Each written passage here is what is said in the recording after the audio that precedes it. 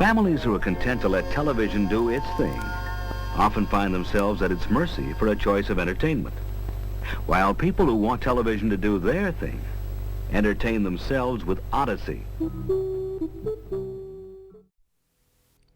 What you just watched was the advertisement for the very first video game console that would be a predecessor to all the video game technology that we have today.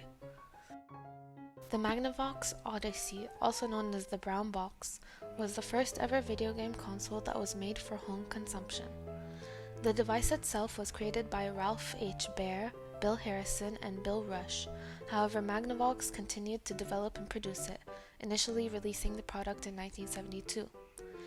This console was able to connect to a television and had two simple controllers to allow for multiplayer games.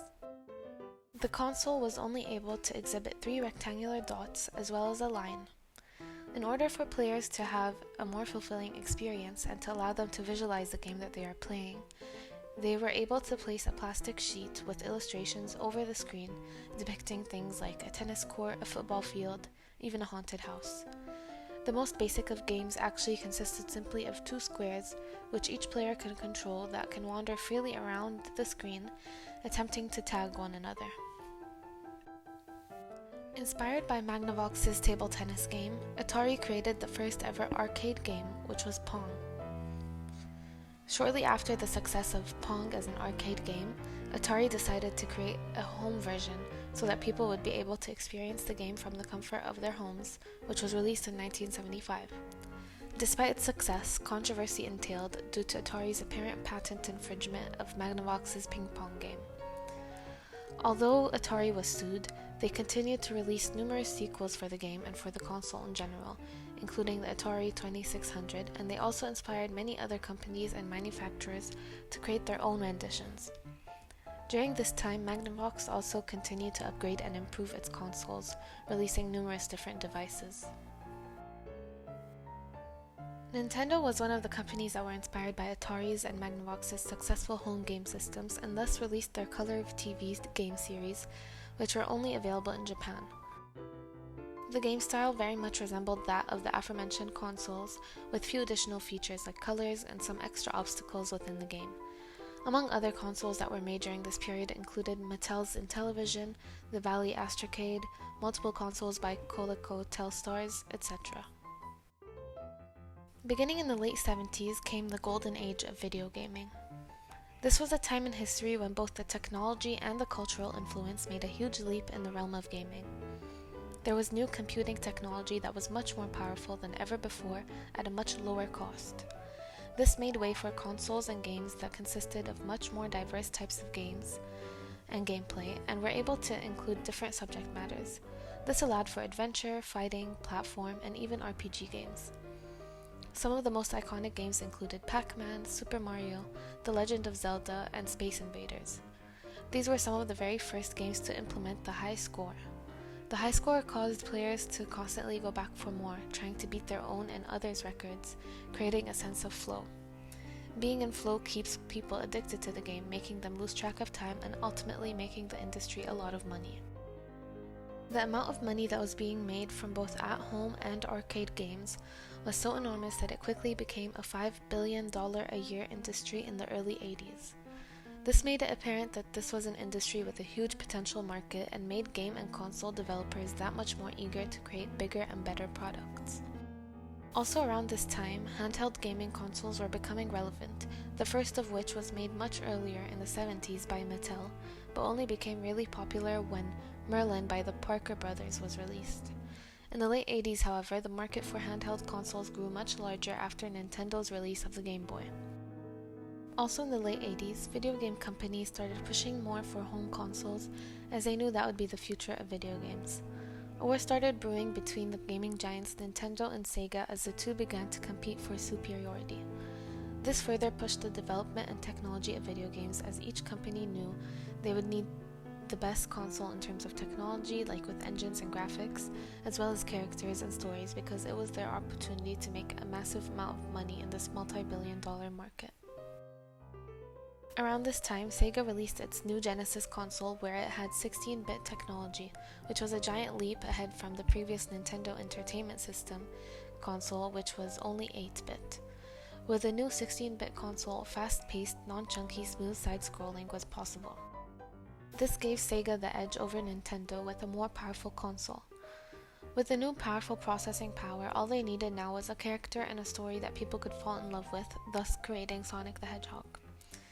With a new powerful system and a fast-paced character like Sonic, Sega became a massive hit and a well-established home console that many people had to get. With Sega rising in their new powerful console, this invited challenge across the gaming industry. Other companies had to keep up with the evolving technology to be able to have a valid spot in the industry. Around the late 80s to early 90s, video games were able to be played on a home PC as computers became much stronger and more capable of running these programs. At the start, PCs were still on the chunk-based movement for side-scrolling games because they still did not possess the processing power required to play the games smoothly. Eventually, the PC caught up to the consoles and were able to play side-scrolling games just as smoothly as the consoles.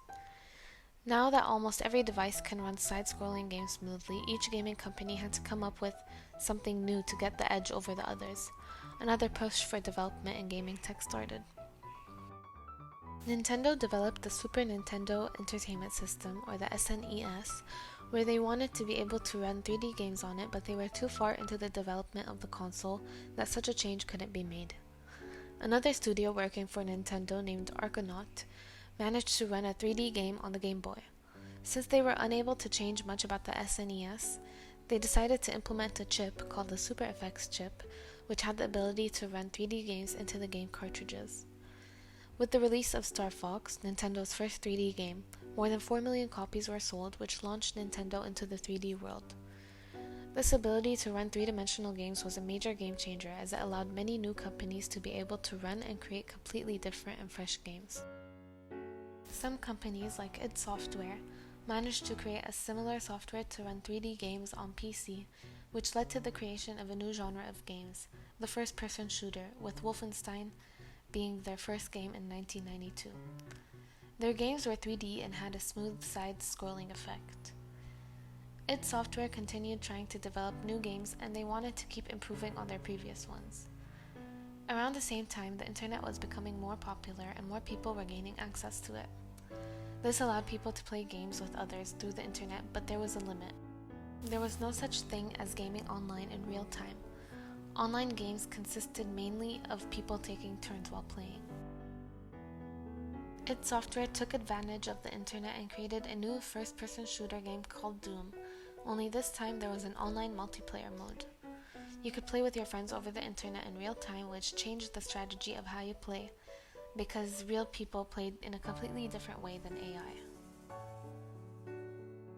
Soon after, in 1996, Nintendo released the Nintendo 64 with the all-new 64-bit processor, enabling the console to run games at a much faster speed and also push the limits of what was possible in the gaming world. The early 2000s opened with the 6th generation of video game consoles, with the main major releases being Sony's PlayStation 2, which remains the best-selling console in history, as well as Microsoft's Xbox and Nintendo's GameCube. This was when the three-dimensional market took a great leap and began improving on its predecessors. They began to implement DVD players as well as built-in hard drives, and the internet became a much more common feature in the consoles. The 7th generation consisted mainly of also these three companies, Microsoft releasing the Xbox 360, Nintendo releasing the Wii, and Sony releasing the PS3. This generation of consoles consisted of HD-ready graphics, wireless controllers, and the option for online gaming, as well as media centers. The Wii was one of the first to contain a controller with full motion sensitivity, creating a new category of games that utilize motion. During the 2010s, that's when cloud gaming was really introduced and made accessible. A huge invention also included virtual reality, which began to be available to consumers. Games also began to be accessible not only on home consoles and handheld consoles, but also on mobile phones, tablets, and laptops, making way for quick and casual games that were often free to be downloaded as apps. During this time, Sony and Microsoft began a battle to compete for the best console, both announcing their 8th generation consoles, the Xbox One and the PlayStation 4, at the same time. Both companies also released subsequent sequels for each of their devices, the Xbox One X and the PS4 Pro, which were both upgraded, more powerful versions of the consoles that were able to play in 4K and had stronger processing power. This brings us to today. With the global market of games passing $140 billion in 2020 and video games becoming a global dominant industry, technology is continuing to evolve at an exponential rate. The incredible power that systems today have matches the incredible quality, graphics, details, and storylines of video games. A great example of this is the Battlefield series with their Frostbite engine, an engine so powerful that it can simulate realistic physics in real time with astonishing graphics in a giant warfare between 64 players. This engine allows things such as the environment to react with whatever is happening in the game with the players, such as waves, buildings, and walls collapsing in real time. Naughty Dog's engine that was used to create The Last of Us games is a perfect example of how pushing the technology further enabled them to have extremely detailed and realistic performances by the characters in their games, from the eyes, lips, overall facial expressions to the clothing and material rendering. This is especially prevalent in the second game of the series, which allowed the game to tell an epic tale and follow the journey the characters take on. It allowed the gamers to get emotionally attached to these characters and relationships undistracted by slow speeds as well as glitchy and unrealistic renderings. Even the background details are able to make the game even more immersive.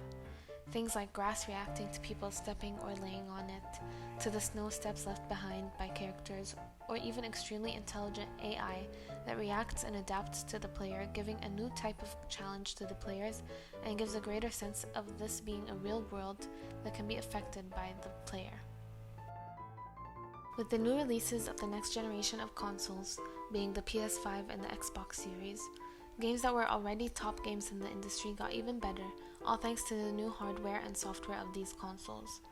The extremely powerful CPU and GPU of the newest consoles allows for greater performance of the console itself as well as much better visuals.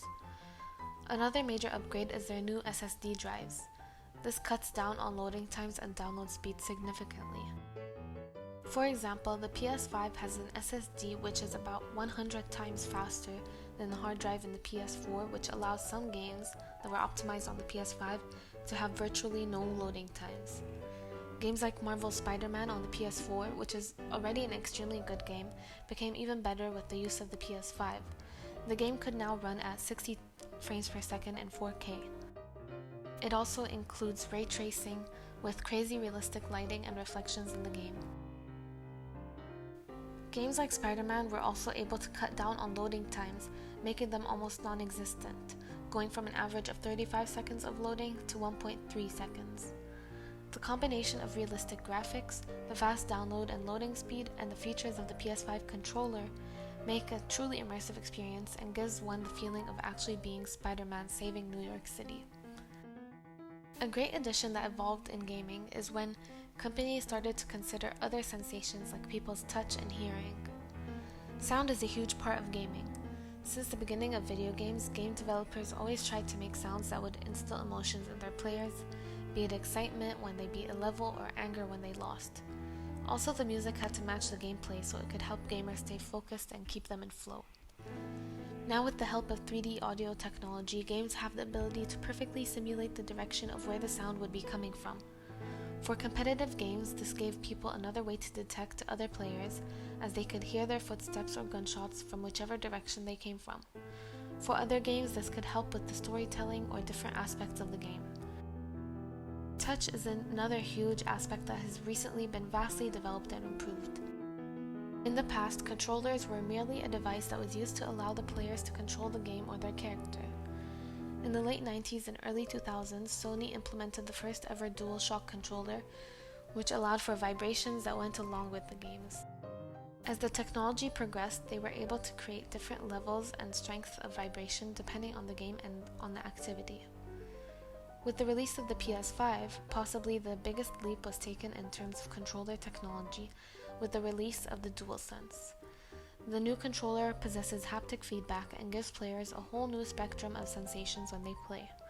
For example, you can feel the tension when shooting a gun or drawing a bow in the adaptive triggers, or feel the texture of the sand as your character walks through it.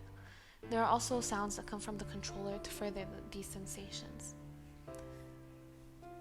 The technology in video games and in consoles is something that is continuously being improved and developed, with huge revelations and upgrades being implemented year after year, allowing the industry to grow at a huge rate. There are countless ideas and advancements that are being worked on, making it clear that there is still a huge future for this market, and there is no seeing what will come next.